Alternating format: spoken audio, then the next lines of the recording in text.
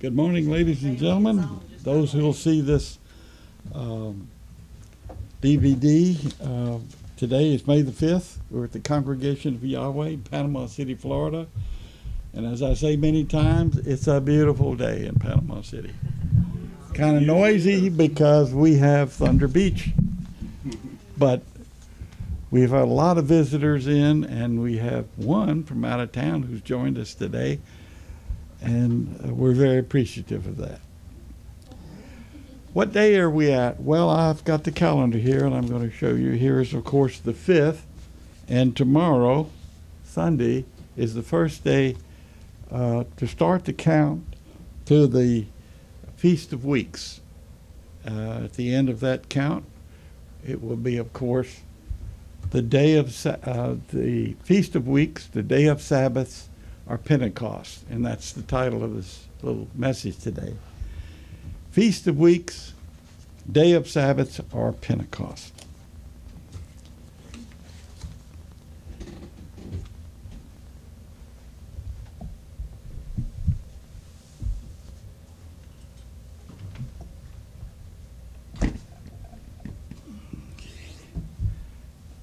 I'm going to start today in Leviticus 23.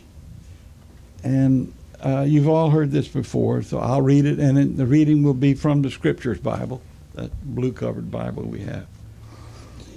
And Yahweh spoke to Moshe, saying, "Speak to the children of Yisrael, and say to them, the appointed times of Yahweh which you are to proclaim as set-apart gatherings, my appointed times are these." Appointed times. Some translations will say season. I don't think it's quite as accurate as appointed times. Appointed time is Hebrew moed is the singular, moedim is the plural. Appointed time are these, and he starts off with the weekly Sabbath. Leviticus 23:3. 6 days work is done, but the seventh is a Sabbath of rest. Actually, Sabbath means rest. It means a cessation of all activity. And it's written this way probably for English language convention. Seventh day is a Sabbath of rest, a set-apart gathering. Set-apart gathering. That's a holy gathering. The Scriptures Bible uses set apart. It's probably a little more accurate than holy, which is sort of nebulous. Set apart gathering. You do no work. It is a Sabbath to Yahweh in all your dwellings. Now I'm reading these first several set apart days because it ties in with the visual aid which I have. Passover. These are the appointed times of Yahweh, set-apart gatherings which you are to proclaim in their appointed times. In the first new moon, on the 14th day of the new moon, between the evenings is the Pesach, Hebrew for Passover. And we in this congregation determine the scriptural calendar by looking for the first new moon crescent, first after sunset of the day of the spring equinox. Now, I've talked about this several times because I kind of end up with calendar measures. But the fact of the matter is it's specific that way for some reasons. One, you cannot start the scriptural year in the winter. Therefore, those who choose to start their scriptural years before sunset of the day of the spring equinox are wrong, and they're misleading their congregation. And it is a responsibility of the pastor and the elders to ensure that doesn't happen. You also have others who adopt a phrase on or before the spring equinox. On or before is incorrect. Why? Because the last day of a season ending is the last day of that season. So if the day begins in the winter, however you reckon it, midnight to midnight, sunset to sunset, noon to noon, that day doesn't end until the end of the reckoned period. So, since we reckon from sunset to sunset, a day that begins in the sunset in the winter, i.e. before the spring equinox, doesn't end until sunset of the day of the spring equinox. You have some people who will choose to begin their scriptural year with the new moon crescent nearest the equinox. Wrong again. It's not nearest the equinox. The Bible doesn't say that determination of the scriptural calendar is like playing horseshoes. Nearness is not correct. It is exact. And we here, I'm proud to say, observe the new moon crescent here locally as the New Moon Fellowship, a custom that Joellen has started, and we get together and go out and look at the new moon. In actuality, we reckon, of course, to the new moon in Jerusalem, which is 8 time zones ahead of us. So it happens occasionally. They don't get to see the new moon crescent when we do. In fact, it just happened last month. It is, as further you go west, the more likely you are to see the new moon crescent. The higher in elevation you go, the more likely you are to see the new moon crescent. But we reckon to Jerusalem, and it has worked out very well. People who reckon to the local new moon are wrong. You have some people who relate to the conjunction, the invisible conjunction of the moon. You cannot see the moon during about 3-day period because of the glare from the sun. And I'm going to show you in a little while with this visual aid why that is wrong.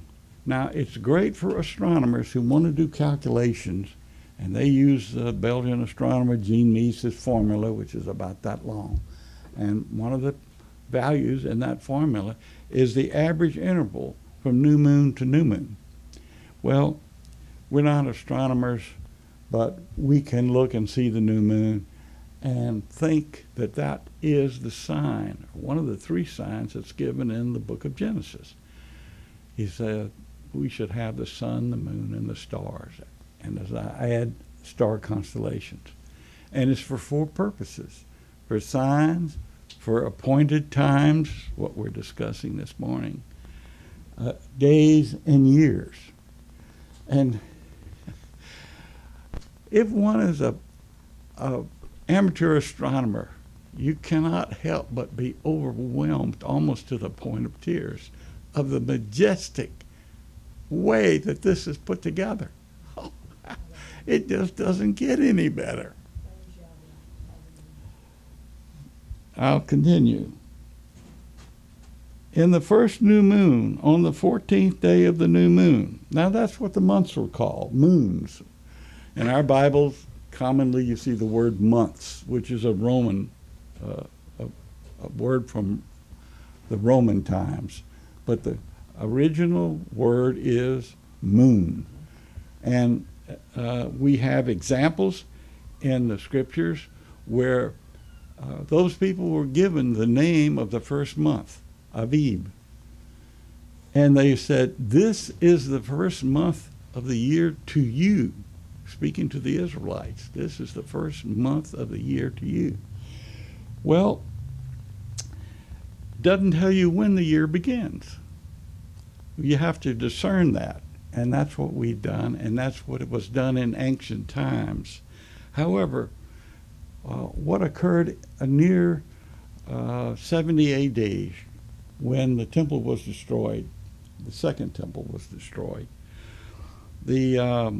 there were several other rebellions which are not widely reported, but the Jews, they didn't like, obviously, the destruction of the temple, which some claim was an accident, but nevertheless, there were revolts, and the Roman put down those people and killed them. Judas Maccabee, people have heard that. He mounted a rebellion in the year 135 and was quite successful. For about a year, he was in control. He passed his office down to relatives. And the last one was John Hyrcanus. And at that period of time, whereas power had been of religious matters had been given to the Sadducees, which can trace their lineage all the way back to Aaron. Well, that power was now given to the Pharisees. When the Pharisees came in, human tradition came in, the Torah seemed to be ignored. And we have an example, which we'll talk about today, where the Torah seems to have been ignored. Instead of following the scripture, which talks about how you count to the Feast of Weeks, no, they simply decided to start the count to the Feast of Weeks on the day after the first day of the Feast of Unleavened Bread. Just did it. Well, when you do that, the subsequent lines of scripture, which I will read, will be violated. It says 7 weeks you are to count, and the morrow, that's the next day. 7 weeks and the morrow. Well, 7 Sabbath weeks, whole weeks they shall be, and the morrow. Well, 7 times 7 is 49, plus tomorrow, that's 50 days. The total days within the count is 50. So it's a check that the persons were doing it right. If you start the count the day after the first day of the Feast of Unleavened Bread, the weeks are fragmented. They're not whole weeks. And I know I mentioned this several times, but it is important to be able to recognize heresy and error, because we're called upon occasionally to instruct others and share our beliefs. We have validation for what we do. And therefore, those people need to know that when they're talking to a Yahweh, they're getting the truth. I'll continue now. On the 15th day of this new moon is the festival of Matzah to Yahweh. 7 days you eat unleavened bread. We're in that period right now. On the matzah, incidentally, is the Hebrew word for unleavened bread. On the first day you have a set-apart gathering, first day of the 7 days of unleavened bread. You shall do no servile work, and you shall bring an offering made by fire to Yahweh for 7 days. On the 7th day is a set-apart gathering. You do no servile work. So the first day and the 7th day are holy days. Now I'm going to back up a minute. Passover is a memorial. It's not a pilgrimage feast. It's a memorial. But it is a set-apart gathering. Now there's a subtle difference. Passover has been considered preparation day for the first day of the Feast of Unleavened Bread. Therefore, work is done. It took a long time for we Yahwehs to accept that fact, but that is what it says. It's a preparation day, a set apart gathering, and to prepare for the first day of the Feast of Unleavened Bread. And Yahweh spoke to Moses, saying, "Speak to the children of Israel, and you shall say to them, when you come into the land which I give you, and shall reap its harvest, then you shall bring a sheaf of the first fruits of your harvest to the priest, and he shall wave it before Yahweh for your acceptance. On the morrow after the Sabbath, the priest waves it, and on that day you wave the sheaf. You shall prepare a male lamb, a year old, a perfect one, as an ascending offering to Yahweh," a burnt offering where the smoke rises. It also means that the wave sheaf will be the first harvesting of the grain. That grain, because of that time of the year, we know to be barley. And that barley sheaf was cut, and it was raised by the priest, elevated offering. It was and is similar to the picture of our Savior rising from this earth after he was cut off, like the barley was cut off from this earth, and he rose to the Father as the ascending smoke from the burnt offering does. There is another parallel, which I will tell you about now. It's in the burning of incense. There is an incense altar, which was at the tabernacle in the wilderness, and on that incense offering, a coal of fire was taken and placed in a metal dish or ceramic dish, and incense is sprinkled on it. In Catholicism today, if you were altar boy, and I was, you one of your jobs was to have this censer. It was a metal thing in two parts, and the lid would slide up and down some chains which supported the bottom part. And it would have a briquette on fire on the inside. And the priest would take the incense, and he would, a little teeny spoon, smaller even than a demi-tasse spoon, and he would sprinkle it on that burning hot briquette. And the smoke would immediately rise, and it would go vertical. Later on, the smoke would just kind of pour out from the censer, because when we lowered the lid, we would go around like a casket or something like that, and we would wave it, and the smoke would come out. Now, that rising of the smoke was due to one of the ingredients in the incense. When that ingredient is consumed, then the other ingredients just kind of melt and boil off. So they're parallels to the rising of our Savior to heaven. And that happened during Pentecost, when the latter part of this.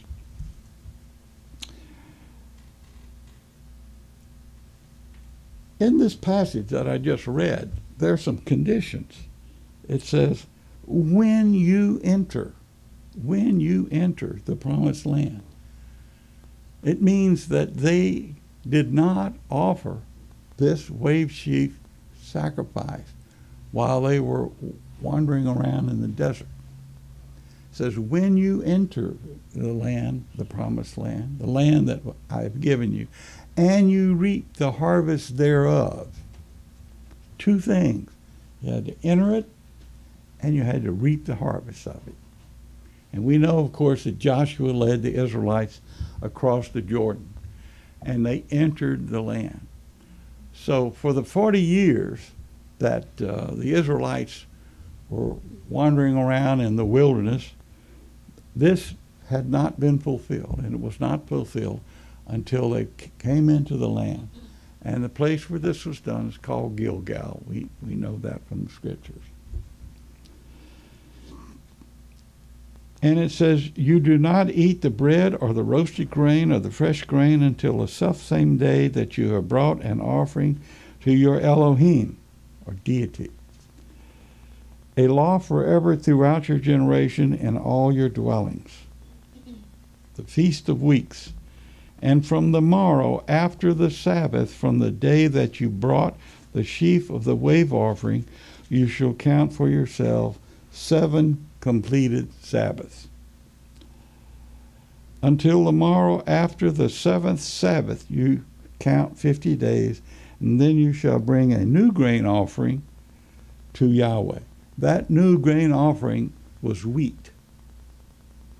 Now, barley and wheat are grains, they're cereals technically. The wheat takes a little over 5 weeks longer than the barley does to mature if both are planted at the same time. And then he talks a little bit about the offerings.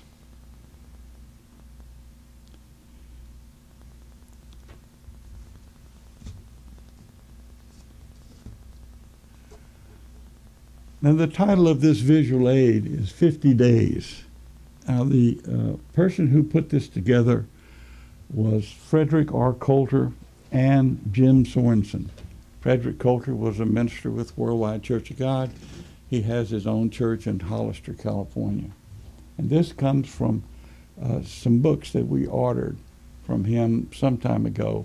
This is really a very, very unique device, and I'll now explain it. This is the month of Aviv, the first month of the year. It's first moon of the year. And if you just look at this chart, it really doesn't have any significance until you look at the fact that Exodus 16, 1 to 30 gives you the time reference when it occurred. That time reference says, "You shall have meat in the evening and bread in the morning." Well, recall that the Israelites were grumbling because they didn't have anything to eat. They asked Moses, "You brought us out here in the wilderness to die? Weren't there enough grave sites in Egypt?" But when the Almighty Yahweh heard their grumblings, of course, he knew they were going to grumble before they grumbled, because he knows the end from the beginning. So he tells Moses, who told the Israelites, "You shall have meat in the evening and bread in the morning." Now, after sunset, let me repeat that. After sunset, the quail came. Now, we know that this was a Sabbath because after sunset they could do work, which was to wring the neck of these quail after sunset. Now, said this flock of quail came. Would you call that a miracle? Well, most people would. The quail came and landed on the camp where the Israelites were. And apparently they didn't have any problem gathering them up. Some people have claimed that they were at a depth of 1 or 2 cubits. I don't know, but I do know this. Of all the area where the Israelites were, in the surrounding area, they came down on the camp of the Israelites. I'm not making an idle claim here. There is a flyaway zone from North Africa to Palestine, and 2 of them actually, and one of them is right at the end of where they were traveling over the Red Sea. Now, quail have little short wings, and while they fly fast, they can't fly for long periods of time. And so their migrations are timed, again, the infinite wisdom of Yahweh. He's caused their migrations to occur when they had a tailwind. So they leave Africa and go north, and that's the direction that the wind is blowing them. But even so, they're a little kind of a short, chubby bird, and it takes a lot of effort to fly. They do not fly high. They fly relatively low. And even years and years and years later, there were references to the Egyptians catching these quail. And I have a picture of a bas relief carved in stone of men with nets, like butterfly nets, and they're catching these birds. Or they have a thing set up like a volleyball net, and these birds would fly into them. They would fly, according to a study that was done in 1920, about 2 feet off the ground. Well, the Almighty Yahweh caused this to happen. The miracle was not the quail. That was his handiwork. The miracle was that he directed them to land where the Israelites were. Shall have meat in the evening, in the morning you shall have bread. Well, we know from readings today that they went out and they looked at it and they said, what is this? What is that? And manna, that's the Hebrew word for the phrase, manna. What is it?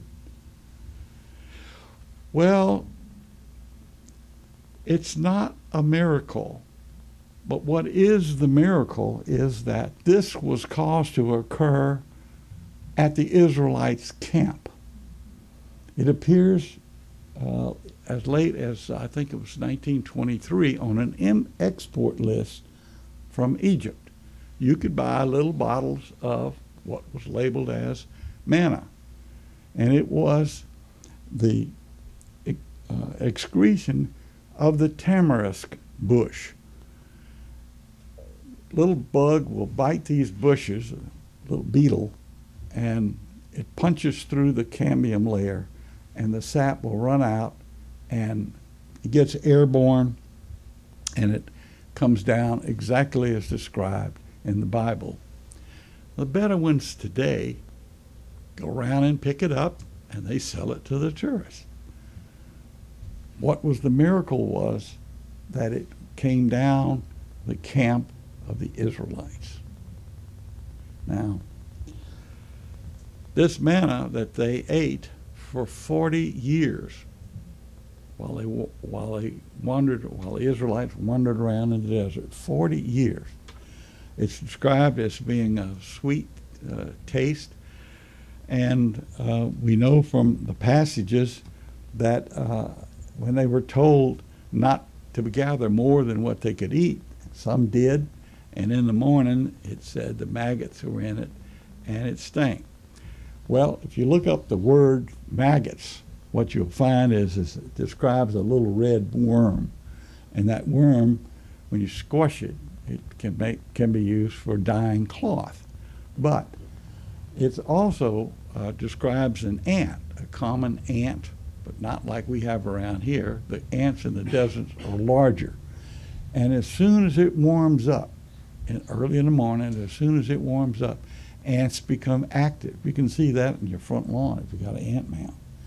And they will go out and gather up that manna very quickly because it's a desirable food from their point of view. But it will get rancid apparently and stink very shortly. So here we have the Almighty Yahweh and his grand design, of which we're a part. We woke up this morning as part of his grand design. All of these things that are in the book, which people disbelieve, are absolutely true. Absolutely true. Now, we know that this was a Sabbath because the work was done. The quail was sent at sunset, ending the Sabbath, 15th. And in the morning, they got the manna. Manna for 40 years. On the 6th day, says this is the first day, says on the 6th day, there'll be twice as much available. But on the 7th day, there won't be any. Further proof that this was a Sabbath day. Okay. Passover on the 14th. Is it 14th? This is the first of the first month, Aviv. This is the new moon crescent. It is visible at sunset, a little after sunset, which is the beginning of the first moon of Aviv. The 14th, and at sunset of the 14th begins the 15th. That was when the Israelites left Egypt.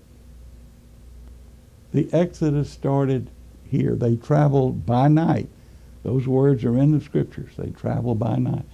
Oh, they killed the lamb here, ate it, burnt all the remains before sunset. That's what they were commanded to do.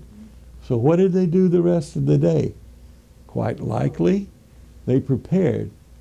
Now, they lived in Goshen, and they were herdsmen, and also shepherds, flocks and herds. And there were hundreds of thousands of them. It took a while to get all that moving down the road. from Goshen, say, to Ramses. And then after sunset, they started traveling. Well, what happens around the 15th? Every month, every moon. Well, it's a full moon. So they had about 3 days traveling time with illumination from the moon. They traveled day and night. Day and night. At some point, we know that they left Elam, between Elam and wilderness of sin. That's what the Bible says. There were no wells, no water wells.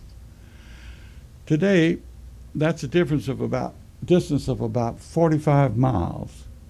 It would have taken this horde of people and their animals and wagons and so forth probably 3 days, 3.5, 4 days to go that distance.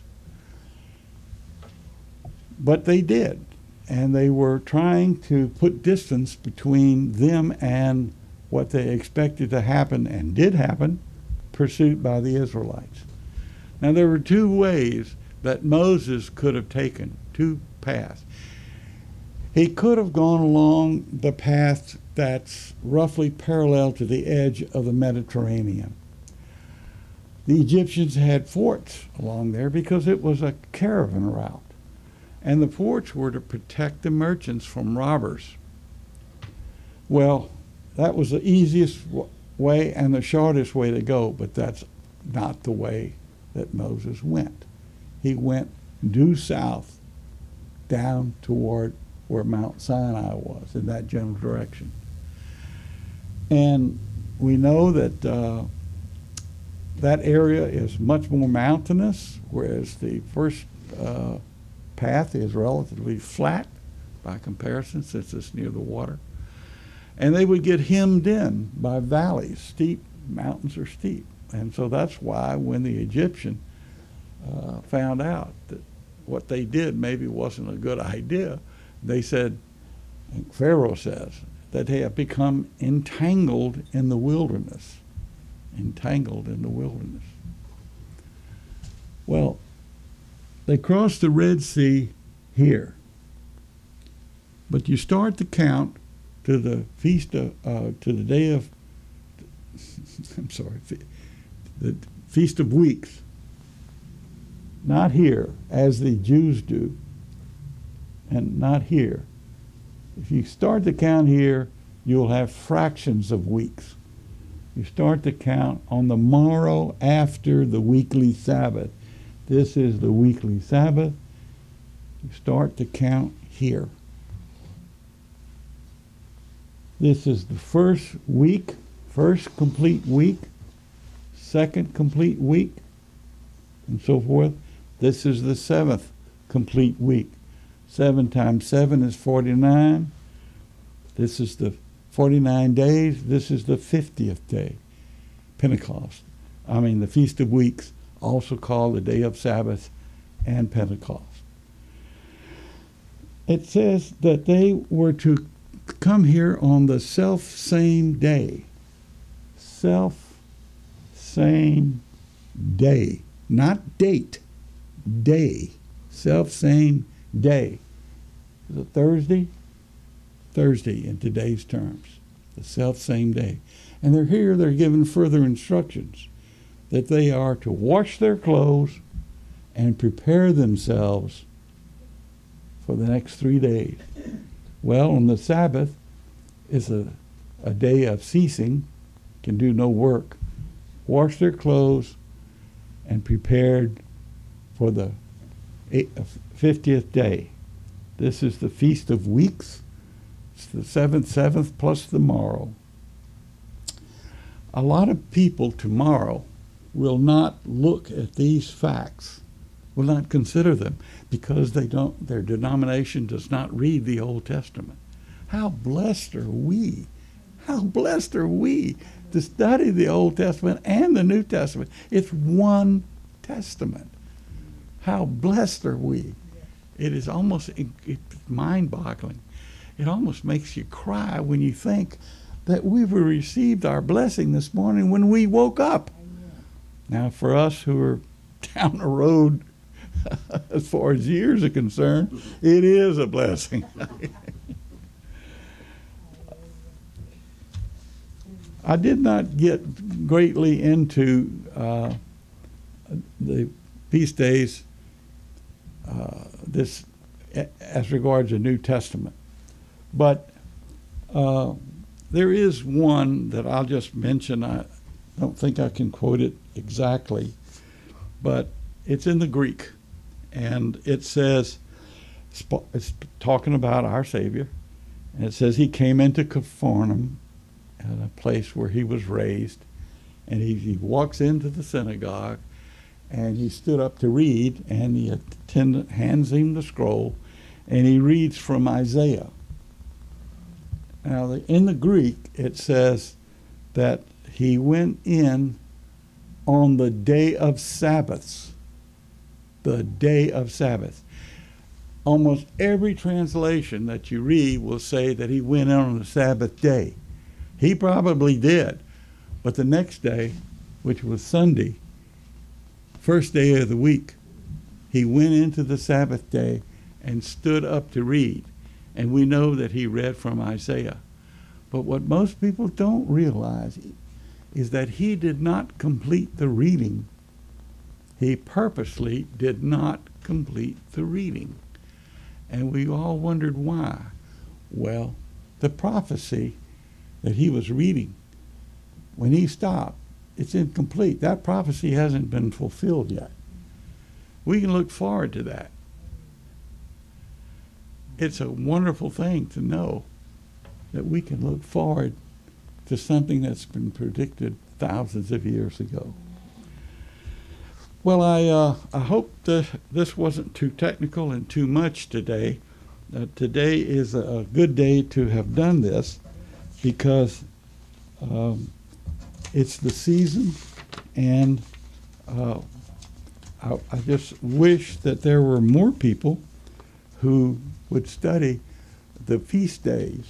Now, there are some denominations, like the Seventh-day Adventists, who keep the seventh-day Sabbath, as we do, but they do not keep the feast days.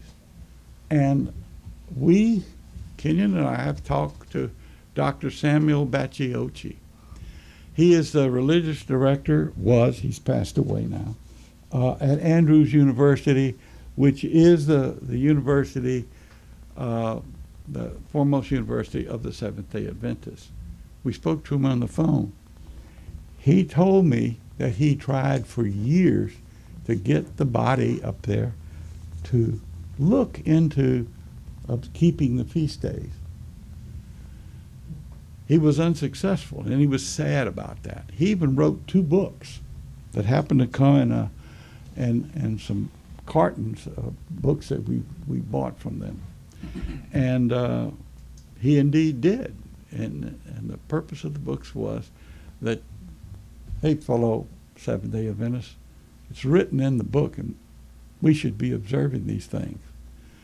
Well, it turns out that I think her name was Ellen White, she did not ever do a treatise on keeping the Sabbath, the feast days, and therefore nobody down past her death thought that they could do something that would depart from those subjects which she broached while she was alive.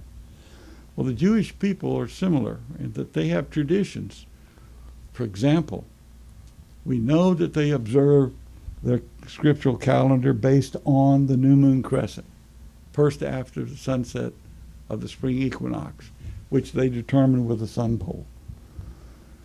Later on, after the Babylonian captivity, we know that they observed the new moon crescent, and they were able to calculate a calendar. Now it's totally calculated. Human tradition is also in Catholicism. As I said, I was an altar boy, and I can go for 20 minutes talking about doctrines in Catholicism that have no scriptural basis whatsoever. And I've spoken to a priest about at least one of them. And we don't teach that. And that's the end of the discussion. So I hope today that there's been a few items regarding the Feast of Weeks that you might find beneficial and pass on to others. Thank you.